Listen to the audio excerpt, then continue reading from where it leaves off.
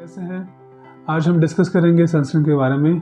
आपको पता है कि मार्केट में अलग अलग तरह के सनस्क्रीन उपलब्ध हैं और इन सनस्क्रीन का अलग अलग तरह से हमारे शरीर पर प्रभाव होता है।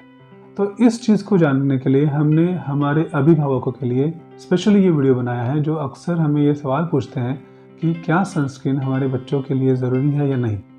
सबसे पहले हमें ये जानना होगा कि पृथ्वी को ऊर्जा सूरज से मिलती है और सूरज में अलग अलग वेवलेंथ की सूरज की किरणें पृथ्वी तक आती है, जैसे कि ए, बी और सी। उसमें से सी वेवलेंथ बहुत छोटी वेवलेंथ होती है जो पृथ्वी की सतह तक नहीं पहुंचती है, लेकिन वेवलेंथ ए और वेवलेंथ बी, जिनको हम अल्ट्रावायलेट ए और अल्ट्रावायलेट बी कहते हैं, वो सूरज की सतह से पृथ्वी तक पहुंचती है और हमारे त्वचा तक पहुंच सकती है। अल्ट्रावायलेट बी किरणें जब सही मात्रा में हमारे त्वचा तक पहुंचती है तो विटामिन डी हमारे शरीर में बनता है और वो हमें हेल्प करता है। लेकिन अगर उनका ज़्यादा मात्रा में अगर हमारे स्किन को एक्सपोजर हुआ तो हमें वो सनबर्न कर सकती है। जबकि अल्ट्रावायलेट ए किरणें त्वचा की गहराई तक जाती है और व्रिंकल्स, टैनिंग या कैंसर ऐसी बीमारियां कर सकती है। तो कुछ दिन पहले हमारे क्लिनिक में एक बच्चा आया था जो सिर्फ कुछ मिनट के लिए सनलाइट को एक्सपोज हुआ और उसको बुरी तरह से रैश आया, जिसको हम सनबर्न कहते हैं। पुराने ज़माने में ऐसी चीज़ों को लोग काफ़ी नज़रअंदाज करते थे, लेकिन अभी पेरेंट्स काफ़ी अवेयर हो चुके हैं। यह चीज़ मैं बार बार कहना चाहूँगा कि सनस्क्रीन के साथ हमको छाँव में रहना, सही कपड़े का इस्तेमाल करना, जैसे कॉटन फैब्रिक कपड़े, हैट, अम्ब्रेला, इनका इस्तेमाल करना बहुत ज़रूरी है। सनस्क्रीन वैसे दो तरह के होते हैं, जिसमें एक होता है फिजिकल बैरियर सनस्क्रीन और दूसरा होता है chemical barrier sunscreen. Physical barrier sunscreen जिसमें जिंक ऑक्साइड और टाइटेनियम डाइऑक्साइड होता है, वो त्वचा पर एक लेयर बनाता है और सूरज की किरणों को परावर्तित करता है।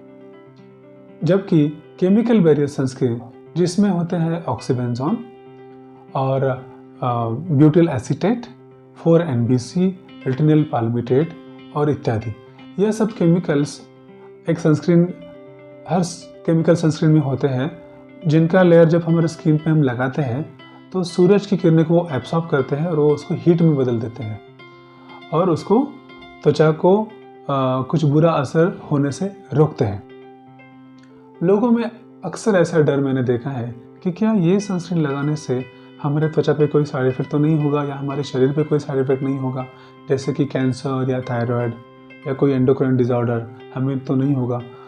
तो इसके बारे में हमने काफ़ी रिसर्च की है। बहुत सारे आर्टिकल्स जो ऑथेंटिक जर्नल में पब्लिश हुए वो हमने देखे। दुनिया भर में इस तरह का रिसर्च हुआ है, इवन इंडिया में भी ये रिसर्च हुआ है। और इन सभी रिसर्च का यह सारांश है कि ये सभी कंटेंट्स टेस्टेड है और उनको बहुत सेफली हम इस्तेमाल कर सकते हैं। इसलिए हमने सनस्क्रीन ऐसे लगाने चाहिए जो दोनों अल्ट्रावायलेट ए और अल्ट्रावायलेट बी रेज से हमको बचाए। ये सवाल काफ़ी कॉमन है कि कौन से एज ग्रुप में हमने ये सनस्क्रीन इस्तेमाल करना चाहिए। तो जनरली हम 6 महीने से ऊपर के बच्चों में सनस्क्रीन बहुत सेफली इस्तेमाल कर सकते हैं, लेकिन 6 महीने के नीचे के बच्चों का अगर आपको इस्तेमाल करना है तो आपको डॉक्टरी सलाह की ज़रूरत है। आपने सनस्क्रीन अगर देखा होगा तो उस बॉटल पे लिखा होता है SPF 30, SPF 40, 50, 80, 100 ऐसे लिखा होता है। क्या है ये SPF को हम बोलते हैं सन प्रोटेक्शन फैक्टर। तो वो हमको सनस्क्रीन के स्ट्रेंथ के बारे में बताता है। लेकिन याद रहे कि SPF हमें सिर्फ अल्ट्रावायलेट बी के खिलाफ सनस्क्रीन की स्ट्रेंथ के बारे में बताता है, ना कि अल्ट्रावायलेट ए के खिलाफ। और जनरली हमारे लिए 30 to 50 SPF का सनस्क्रीन काफ़ी मात्रा में हेल्पफुल है, क्योंकि अगर SPF 30 के नीचे रहा तो हमें एडिक्वेट प्रोटेक्शन नहीं देगा, और अगर 50 के ऊपर रहा तो भी उतने हाई SPF की हमारे स्किन को कोई भी ज़रूरत नहीं है। हमें ये भी देखना चाहिए कि क्या सनस्क्रीन वाटर रेजिस्टेंट है या नहीं। कोई भी सनस्क्रीन वाटर प्रूफ नहीं होता है। उस पर लिखा रहता है कि 40 मिनट्स या 80 मिनट्स। मतलब यह है कि वो सनस्क्रीन अगर आप लगा के पानी में उतरते हैं तो वो आपको 40 मिनट्स का प्रोटेक्शन देगा या 80 मिनट्स का प्रोटेक्शन देगा। वो उस हिसाब से अगर आप उतना टाइम पानी में हैं तो आपको बाहर निकल के फिर से वो सनस्क्रीन आपको लगाना चाहिए।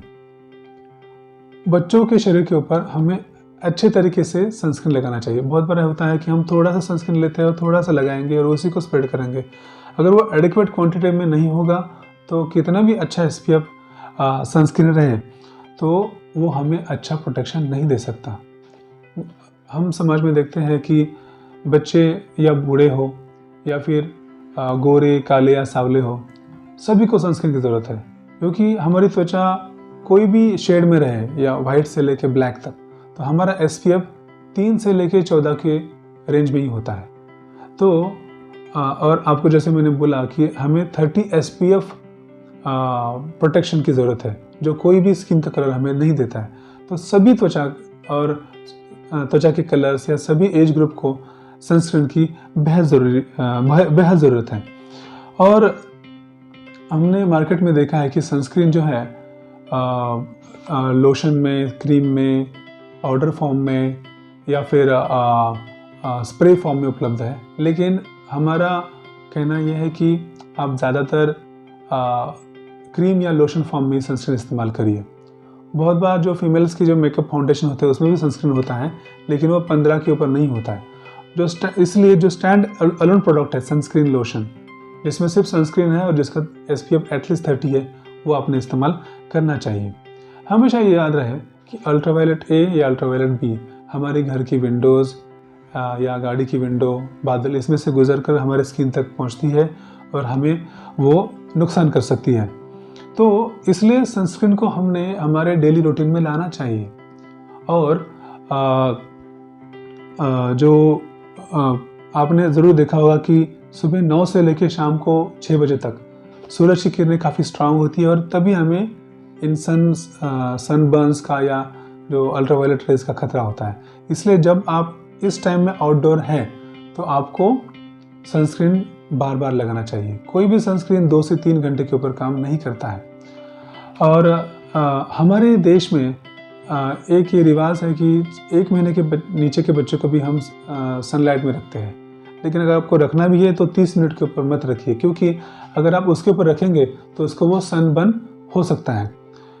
बच्चों में किस तरह का सनस्क्रीन हमने इस्तेमाल करना चाहिए, जैसे हमने डिस्कस किया फिजिकल बैरियर और केमिकल बैरियर सनस्क्रीन, लेकिन एडवाइजेबल ये है कि आप ज़्यादातर फिजिकल बैरियर सनस्क्रीन जिसमें जिंक ऑक्साइड और टाइटेनियम डाइऑक्साइड है उसी का इस्तेमाल करने की कोशिश करिए। लेकिन इनमें एक छोटा सा प्रॉब्लम ये है कि वो एक वाइट लेयर स्किन पे बनाता है और आपको एक चेहरे पे लगाएंगे तो एक वाइट कलर दिखेगा और ये नहीं आती है। तो उनके लिए एक रिफाइंड सनस्क्रीन जैसे नैनो पार्टिकल जिंक ऑक्साइड या नैनो पार्टिकल टाइटेनियम डाइऑक्साइड अभी मार्केट में उपलब्ध है, जो स्किन पे ज़्यादा वाइट लेयर नहीं लाती है और उनके लुक्स को ख़राब नहीं करती है। हमें बच्चों के लुक्स का भी ख्याल रखना पड़ता है।